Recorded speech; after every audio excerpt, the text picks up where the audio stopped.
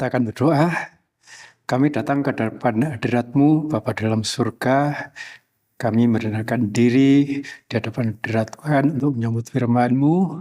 Sebab dengan keterbatasan kami tidak ada kemampuan untuk bisa menerima firman Tuhan, untuk bisa mengerti firman Tuhan, untuk bisa memegang firman Tuhan, untuk bisa mempercayai firman Tuhan, untuk bisa melakukan firman Tuhan.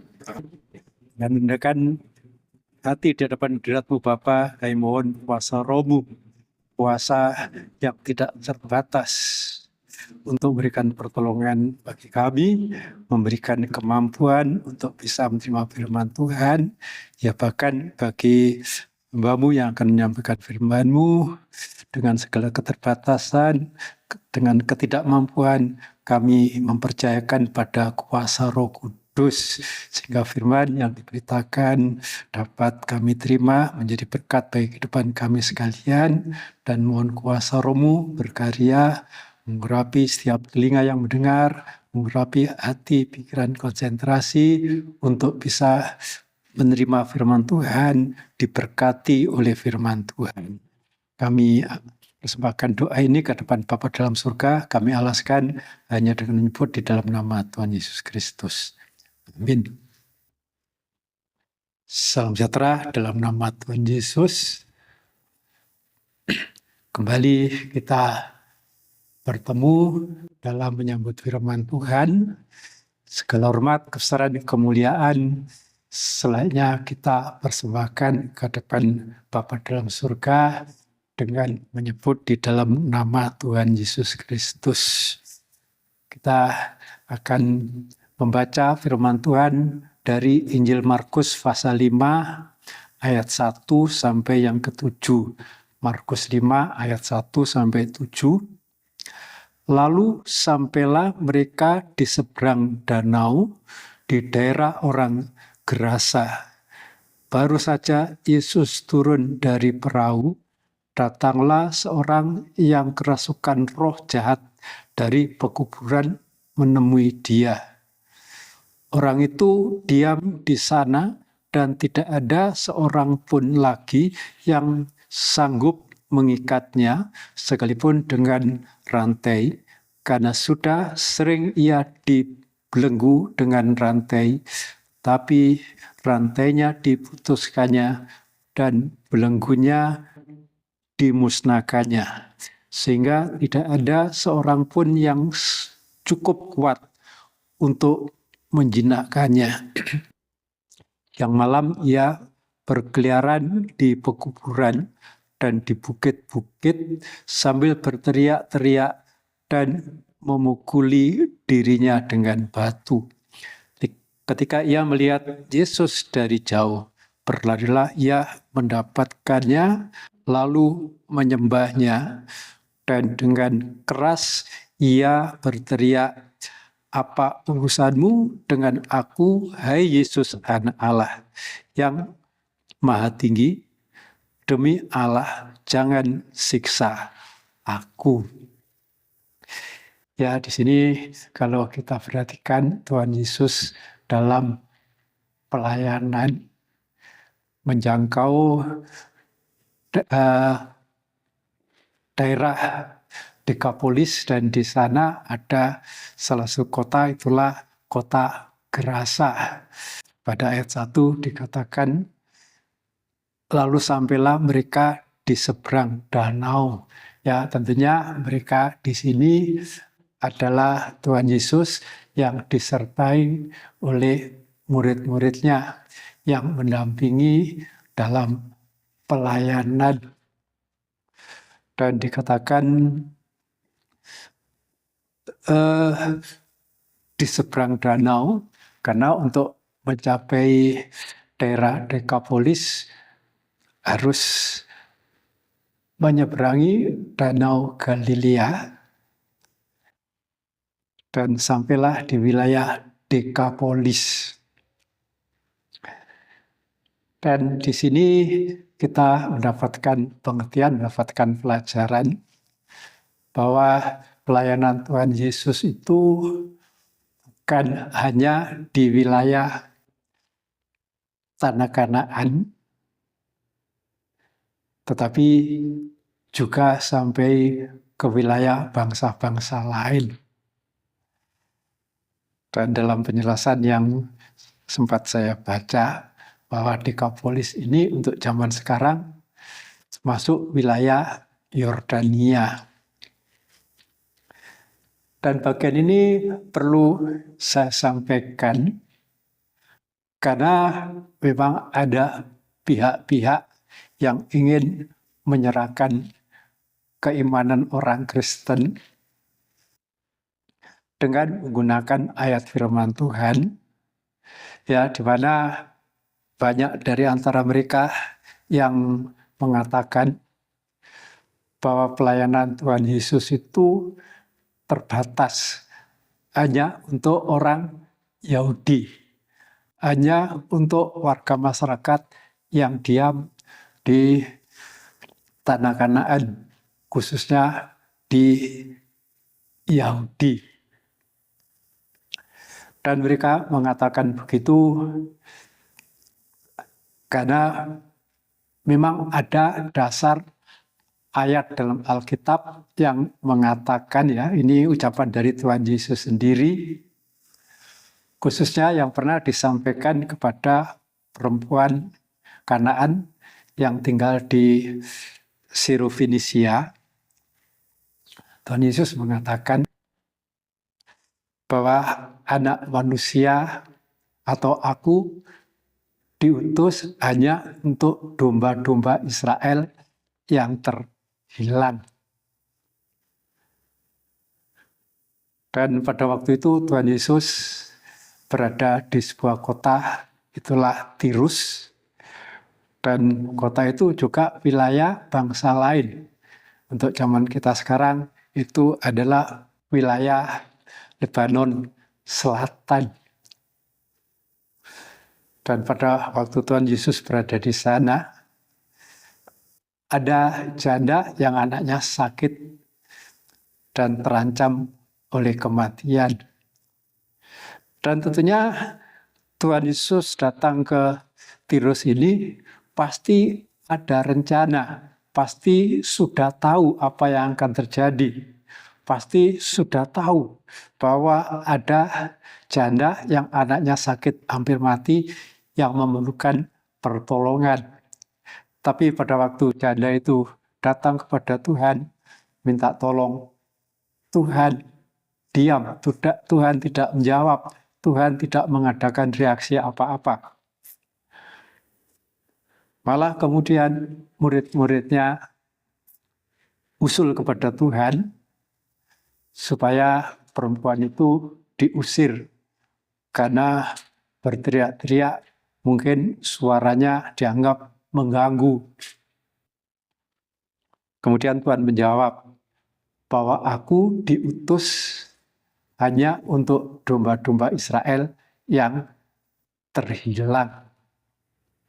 Dan mendengar pernyataan itu, perempuan itu tidak mundur. Perempuan itu semakin berteriak minta tolong, menyembah Tuhan.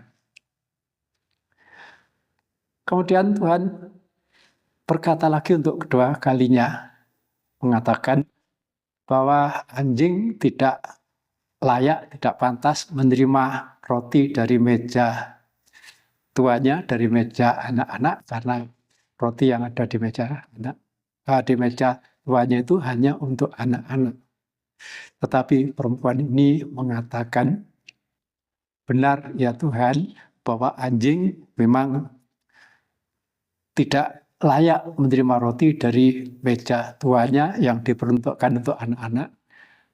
Tetapi anjing itu ada kesempatan menerima remah-remah.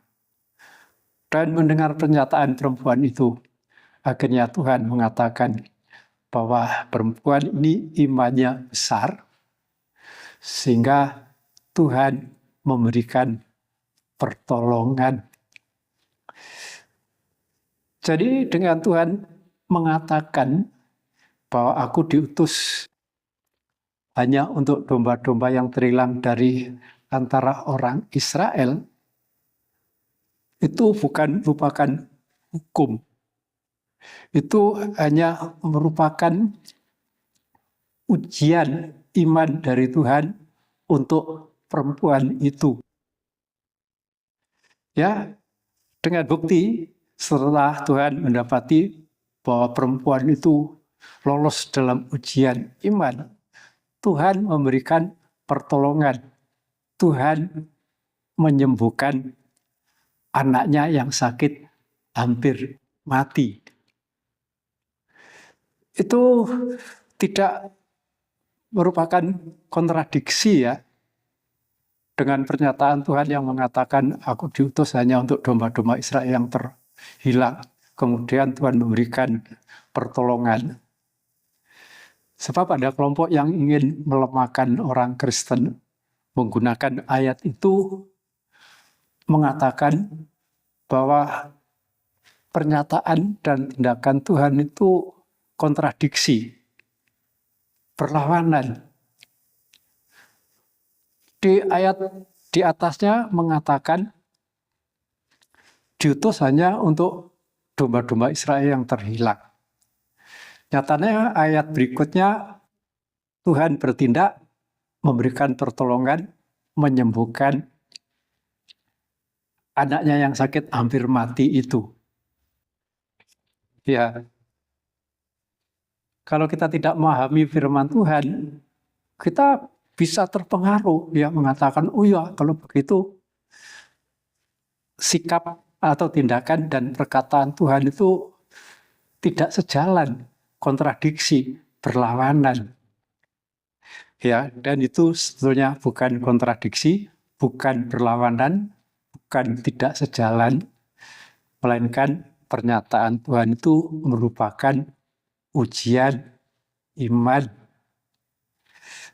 Karena seringkali kita dalam mengiringkan kepada Tuhan diperhadapkan dengan suatu kenyataan yang menjadi pengalaman hidup kita ini, ya, diperhadapkan dengan hal yang memang nampaknya bertentangan, berlawanan.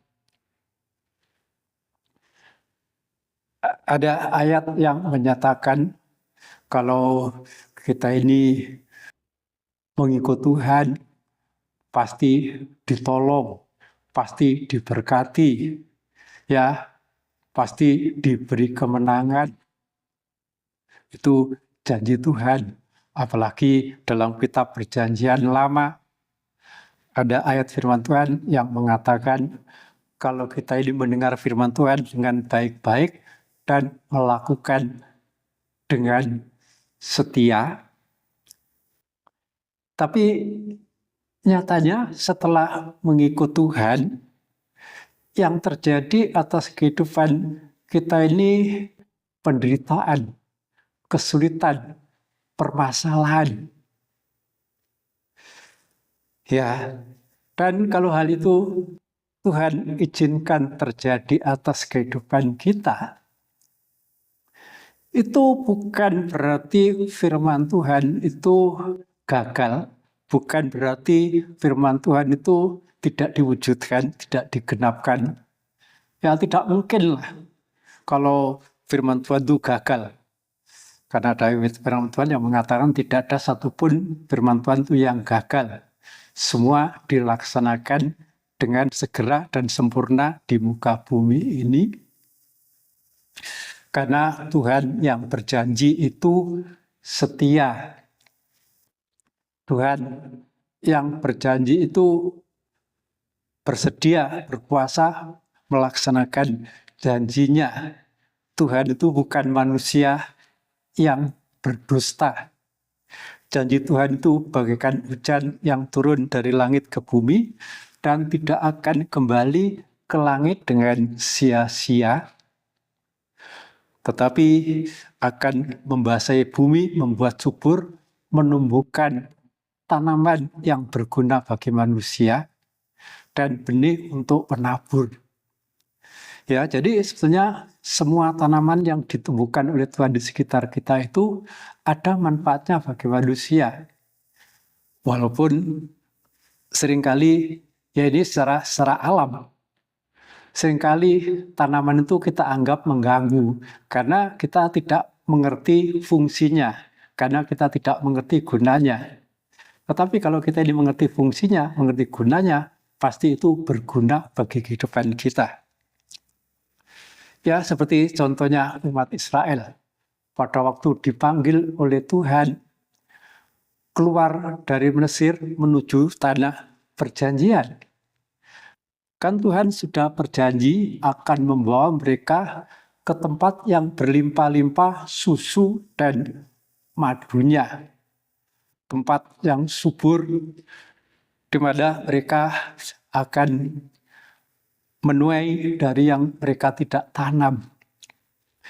Tetapi nyatanya sebelum mencapai semuanya itu, dalam perjalanan, firman Tuhan menyatakan bahwa mereka itu diizinkan lapar.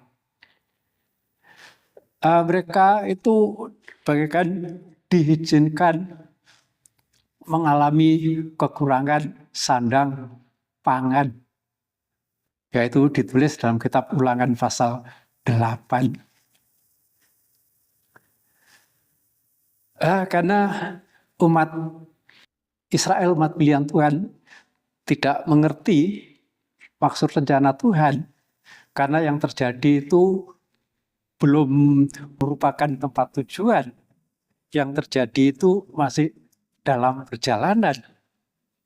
Akhirnya mereka ngomel, mereka bersungut bahwa Tuhan menuntun mereka bukan ke tempat yang subur, bukan tempat untuk orang menanam, bukan tempat yang berkelimpahan air susu dan madunya.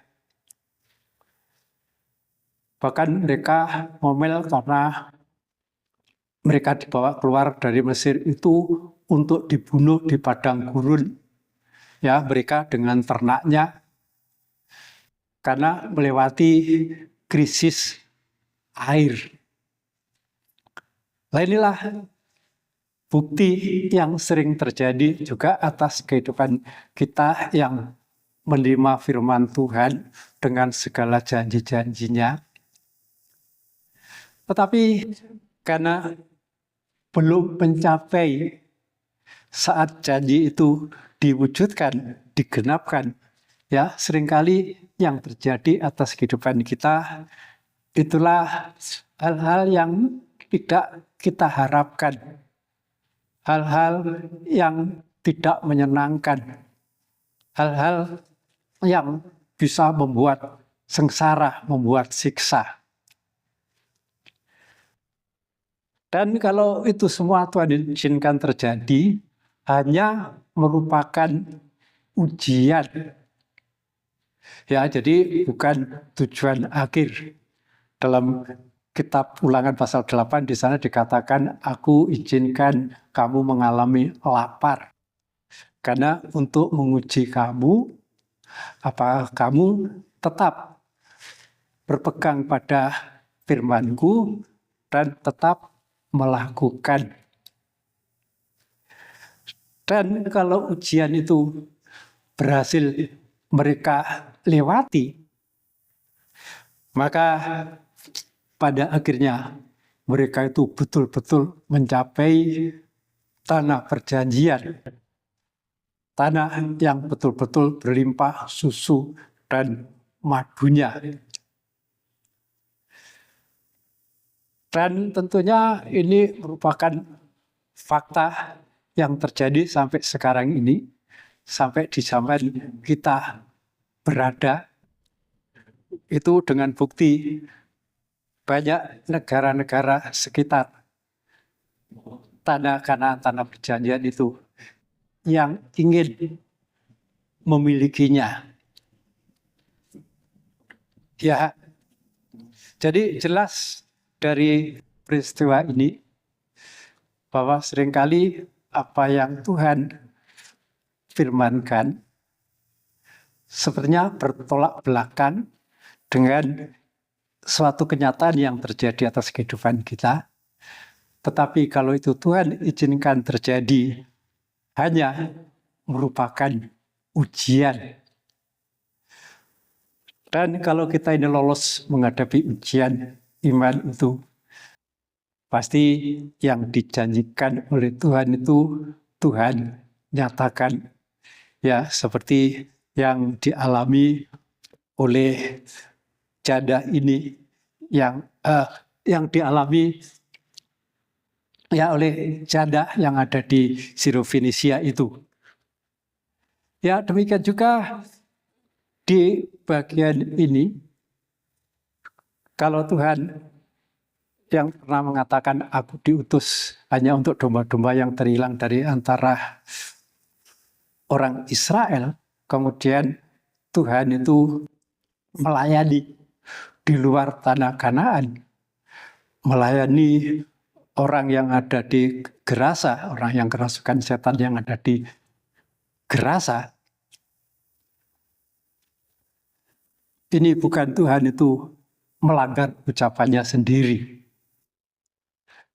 Tapi ini justru untuk membuktikan kebenaran firman Tuhan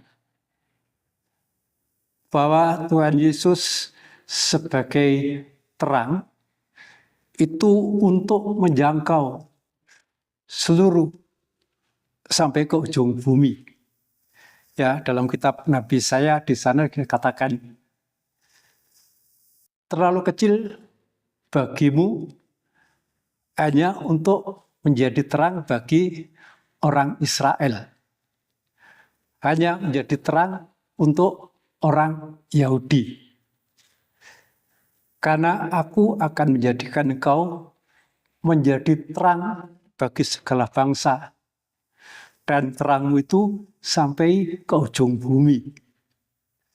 Ya, itu yang dinubuatkan tentang Tuhan Yesus di kitab Perjanjian Lama, di kitab Nabi Yesaya. Kemudian Tuhan Yesus sendiri mengatakan sesaat sebelum naik ke surga, ya, pesan kepada murid-muridnya mengatakan, pergilah kamu jadikan sekalian bangsa muridku. Ya, jadi untuk menjadi murid Tuhan itu bukan terbatas hanya untuk orang Israel, hanya untuk orang Yahudi, tetapi kesempatan itu berlaku bagi segala bangsa. Ya, bahkan ada ayat firman Tuhan mengatakan bahwa Tuhan itu tidak pandang bulu, tidak membeda-bedakan bangsa, kulit, ya, ras, suku, dan lain sebagainya. Tetapi Tuhan itu baik bagi semua orang yang mau percaya Tuhan, mau menerima firman Tuhan, mau melakukan kebenaran firman Tuhan. Ya, bagian ini sedikit perlu saya tekankan supaya iman kita tidak digoncangkan adanya orang yang menggunakan ayat firman Tuhan yang ingin melemahkan iman kita dengan mengatakan bahwa Tuhan Yesus itu hanya diutus hanya untuk orang Israel. Walaupun mereka menyerang itu menggunakan ayat firman Tuhan. Dan itu merupakan serangan yang sangat gawat, karena serangan terhadap iman dalam kekristenan ini bukan saja berupa aniaya, bukan saja berupa penderitaan. Walaupun itu juga sudah berhasil menggugurkan banyak iman orang Kristen, banyak iman orang percaya. Seperti nasihat Rasul Paul dalam suratnya kepada jemaat yang ada di Tesalonika, ya, yang mengatakan supaya ada yang gugur iman karena penganiayaan, karena penindasan. Dan kalau Rasul Paul mengucapkan itu kepada jemaat yang ada di Tesalonika, ya pastinya jemaat Tesalonika itu menghadapi penganiayaan. Di mana penganiayaan dari pihak orang Yahudi yang tidak mau percaya bahwa Tuhan Yesus itu adalah Sang Mesias, itulah yang diberitakan oleh Rasul Paul. Mereka menganiayakan Rasul Paul. Kemudian murid-murid mendesak untuk Rasul Paul segera meninggalkan Tesalonika. Kemudian Rasul Paul ke kota lain yang namanya Berea, yaitu ditulis dalam kitab Kisah Rasul. Dan rupanya Berea ini masih satu negara dengan Tesalonika yang ada di Makedonia. Dan pada waktu Rasul Paul berada di Berea, orang-orang Yahudi yang mau menganiayakan Rasul Paul di Tesalonika itu mengejarnya. Ya, kemudian murid-murid mendesak Rasul Paul untuk meninggalkan Berea dan menyeberang ke Akaya. Tetapi jemaat di Tesalonika yang masih sangat muda, karena tidak berhasil menganiayakan Rasul Paul, mereka menganiayakan jemaat Tesalonika. Ya, sehingga dalam suratnya Rasul Paul menyatakan, memberikan kekuatan iman supaya tidak ada yang gugur iman karena penganiayaan. Dari situ membuktikan bahwa orang percaya itu bisa gugur iman karena penganiayaan. Tetapi firman Tuhan juga menyatakan bahwa akan banyak orang Kristen yang gugur iman karena mendapat serangan memakai firman Tuhan yang diputar balikkan artinya. Ya, dan itu diakui, diperingatkan oleh Rasul Petrus yang mengatakan, ya kita akan baca yang kita baca dari surat 2 Petrus 3 ayatnya yang ke-16. 2 Petrus 3 ayat 16. Ini pernyataan Rasul Paul yang mengingatkan saudara-saudara, hal itu dibuatnya dalam semua suratnya apabila ia berbicara tentang perkara-perkara ini. Ya, ini pernyataan Rasul Paul menanggapi surat Rasul Paul. Dalam surat-suratnya itu ada hal-hal yang sukar difahami, sehingga orang-orang yang tidak memahaminya dan yang tidak teguh imannya memutarbalikkannya menjadi kebinasaan mereka sendiri, sama seperti yang juga mereka buat dengan tulisan-tulisan yang lain. Ya, di sini Rasul Petrus mengingatkan akan surat Rasul Paul, tulisan-tulisan Rasul Paul, memang banyak hal yang sukar untuk bisa dipahami. Dan orang yang tidak teguh imannya memutarbalikkan. Itu bukan untuk dirinya sendiri, kemudian diberitakan. Dan itu bisa membawa pada kebinasaan.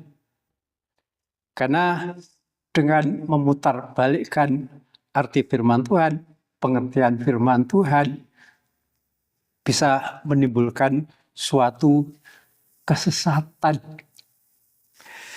Nah, bagian inilah yang sedikit saya tekankan pada pagi hari ini. Di mana kalau Tuhan Yesus dalam pernyataannya menyatakan diri diutus hanya untuk domba-domba Israel yang terhilang. Tapi kenyataannya, faktanya Tuhan Yesus juga melayani yang bukan domba Israel yang terhilang, tetapi juga melayani bangsa-bangsa lain. Karena memang inilah di satu sisi memang merupakan nubuatan yang sudah dinubuatkan di Perjanjian Lama. Tapi ini juga misi yang dibebankan oleh Tuhan kepada murid-murid untuk memberitakan firman Tuhan ke semua bangsa dan menjadikan mereka itu adalah murid-murid Tuhan. Ya Tuhan memberkati. Kita akan berdoa, kita bersyukur kepada Tuhan. Bapa dalam surga, kami bersyukur ke hadapan hadirat-Mu atas firman-Mu yang memberikan pencerahan bagi kehidupan kami, bahwa apa yang diucapkan oleh Tuhan dan tindakan yang dilakukan oleh Tuhan itu bukan bertentangan, itu bukan bertolak belakang. Tetapi Tuhan Yesus, Sang Firman, pasti mengerjakan atas kebenaran firman Tuhan. Dan biar kiranya Roh-Mu yang tidak terbatas mengerjakan firman ini dalam kehidupan kami, memberikan pengertian, supaya kehidupan kami, iman kami tidak tergoncangkan oleh orang-orang yang tidak memahami firman Tuhan, yang seringkali menyalahpahami firman Tuhan, yang seringkali memutarbalikkan firman Tuhan untuk menggugurkan iman kami. Tuhan, terima kasih. Kami percaya kuasa firman-Mu dan Roh-Mu berkarya dalam kehidupan kami, untuk kami tetap teguh dalam iman di dalam nama Tuhan Yesus Kristus. Kami sudah persembahkan doa syukur, terima kasih permohonan ini ke hadapan Allah Bapa dalam surga. Kami alaskan hanya dengan nyebut di dalam nama Tuhan Yesus Kristus. Amin. Puji Tuhan, Tuhan berkati.